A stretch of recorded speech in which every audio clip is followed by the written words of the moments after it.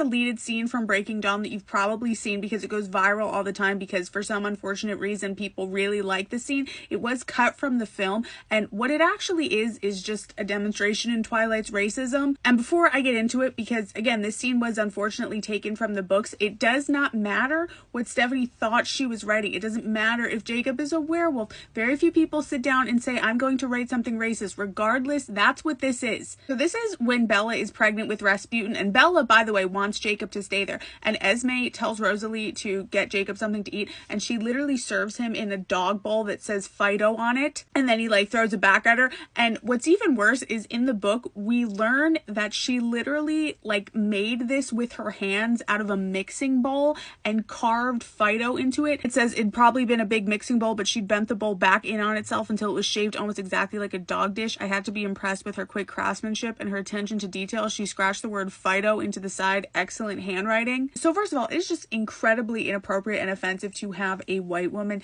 literally serving a native man with a dog bowl. Derogatorily, by the way, obviously. Just in general, that would be terrible, but the overall dynamic where the wolves are exclusively indigenous and the vampires are exclusively white and they're referring to them as dogs, mutts, and mongrels, those are historically slurs used against indigenous people, and it is just really not okay. Contrary to popular belief, this is actually Rosalie's worst moment, not the way she treats Bella, because she does better by Bella than the rest of the Cullens do. And I just want to reiterate that all the characters in this series do bad things and they have bad moments, right? But when the general fandom only likes to point out one specific character who is not like the other, and they don't consider that he exists within an anti-native series, just an inherently anti-native series where things like this are happening, and they don't consider that, and they don't go on to every post about Alice the Confederate wife or Jasper the Confederate or Rosalie or Edward or Bella or any other problematic character and say, but what about when they did this? But they do it for Jacob. You see what that pattern is